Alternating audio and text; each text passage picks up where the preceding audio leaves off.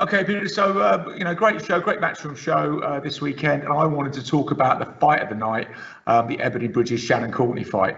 It was an incredible fight. Had a big build-up. It was very interesting, I think, in the whole context of things that have gone on. I mean, women's boxing has really blossomed during this lockdown. Obviously we had the Hearn fight camp, the Matchroom fight camp in the Matchroom Gardens last summer. We had some amazing performances from Katie Taylor, Savannah Marshall, among others. And then, of course, we've gone forward now and we've got Ebanie Bridges, Shannon Courtenay.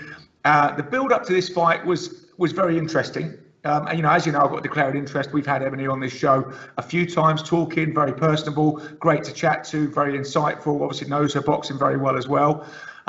So she came in as a replacement for Rachel Ball to fight for this title because Rachel has a bit of long COVID. So, hopefully she'll be better soon and ready to fight, Shannon for this WBA title. But this is how it came about. So we had the WBA bantamweight title and we had Shannon Courtenay against Ebanie Bridges. Now, a lot of the British fans didn't know Ebanie.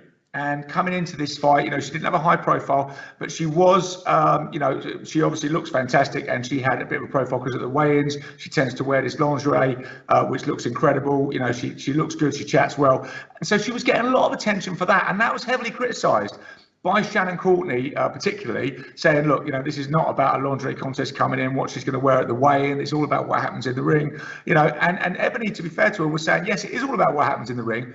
But I'm trying to bring different eyes to this sport. I'm trying to get attention. I'm trying to put bums on seats, and then they will see how good I am in the ring. So the build-up was a little bit acrimonious, and but it was interesting watching the forums, watching everything in the build-up to this fight.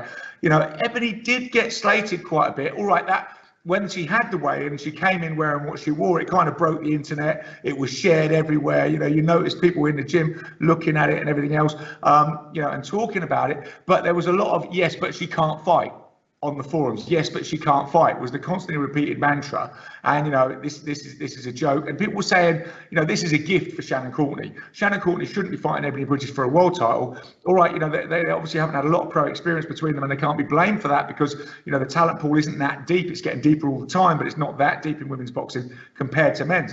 But they were saying this is a gift to Shannon Courtenay. She'll blow away Ebanie Bridges, no problem. So of course, then we came to the fight. And, a few people in fight camp were saying, we didn't really rate Ebanie Bridges before, but actually talking to her, really, she's very serious, and this is going to be a hell of a fight. So, we came to the fight and, I'm going to preview and I'm going to agree with Steve Bunce. Steve Bunce on Radio 5 Live said this is probably the best women's boxing fight we've ever had in the UK. And there's some competition for that because I've just talked about what happened, in fight camp last year. So, yeah, the fight was incredible right from the off. The two fighters kind of set their stalls out. Courtenay had that better amateur boxing background and really wanted to box and move, use her feet, use her jab, which she did quite effectively. And Ebanie was determined to bring it to her, to get in close, to bob and weave in, use the hooks, use the uppercuts, all that sort of thing. So they set the stall out early, and like I said, but Courtenay kept getting dragged into that fight that Ebanie wanted her in. She couldn't get out of it because, Ebanie was pursuing so relentlessly and also using good footwork to cut the ring down, and keep pinning Courtenay on the ropes.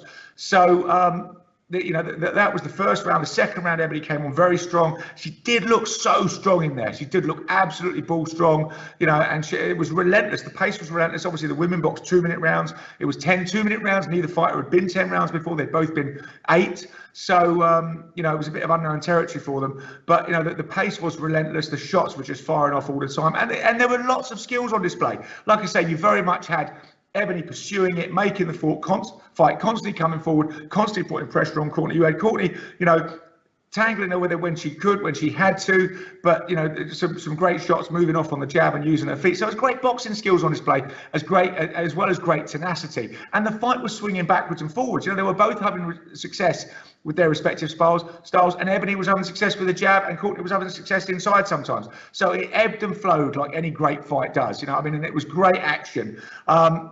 Courtenay seemed to come back, back on top of it, and then Ebanie came out and had a fantastic 7th round. After the 8th round, I had it, as the TV commentators had it, I had it even. So it was all to play for going into the last 2 rounds. The problem we've got to say is early on, I don't know if it was a clash of heads or something, but Courtenay did get a cut on the side of her head. There was a bit of blood that her corner seemed to stem very well. But from the third round on, you could see that Bridges, was obviously she was coming forward all the time. The right hand of Courtenay was landing as well as the jab, and there was swelling over the left eye. And then, so they came out for the ninth, and it was very even in the ninth. It was torrid back and forth. Ebanie pushing forward, and it was a really exciting fight. And then Courtenay seemed to come on strong. She landed another big right hand in the ninth. She had landed a big right hand in the fifth, which had dipped Ebanie's knees. But every time Ebanie was ever in trouble, she came back fighting. A classic definition of what they always used to call the great little Aussie battler. Oh my God, she had some heart. But the ninth, it swung Courtenay's way in the second half of the round.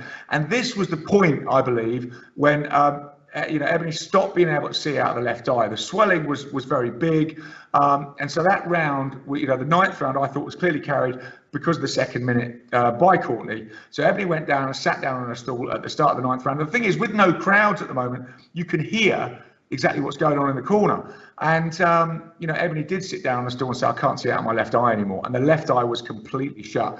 Now, I think they would have been justified, her corner or her, in calling it off at that point.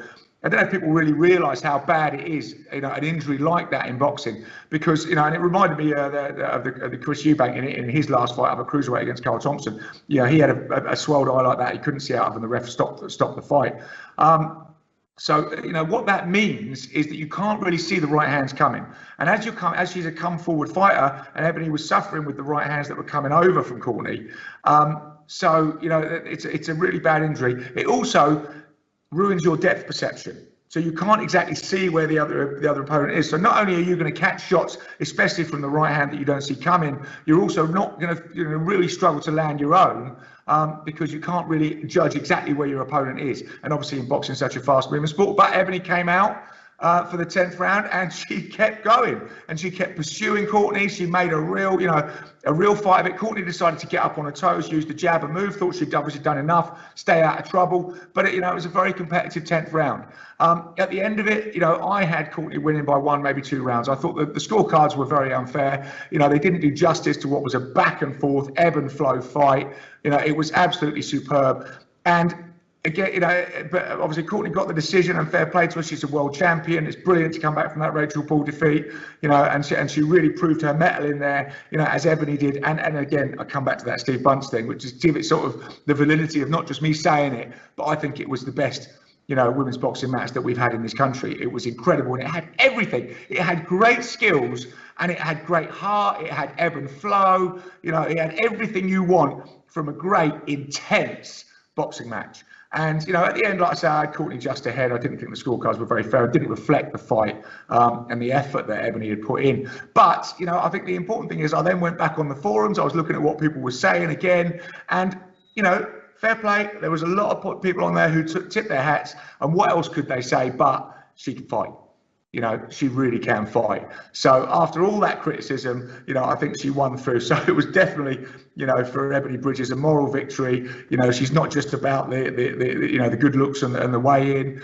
There's a lot of substance there. And oh my God, is she a fighter? Is she a battler? Has she got heart? Because she kept fighting with that closed eye, and she kept bringing the fight to Courtenay all the way through. And I think it's brilliant, and it sets up a great little, some great fights now. I we'd love to see Courtenay Bridges again. I don't think that fight's going to be able to disappoint those two. And of course, Rachel Ball is out there looking for the winner. And then, and will she fight Bridges, as she was slated to before Ebanie got injured? So, it's a great standard bearer for women's boxing. It means that there's, hopefully a lot of people, are finally accepting that women's boxing is just boxing. It's exciting, it's thrilling. The girls do have skills, they have heart, they have tenacity, they have everything that people look for in a fighter to make an exciting fight, and it's all there, and it was all on display on Saturday night in that Courtenay Bridges fight. So hats off to them. Really exciting time for women's boxing. Hats off to Shannon Courtenay becoming a world champion. That's absolutely fantastic. Lots of exciting fights down the line for her. Like I say, hopefully we'll see Rachel Ball back, but Ebanie Bridges has arrived. She showed that she's not just glamour. She's shut a lot of people up, and I don't think anybody who now says she can't fight. My God, that girl can fight.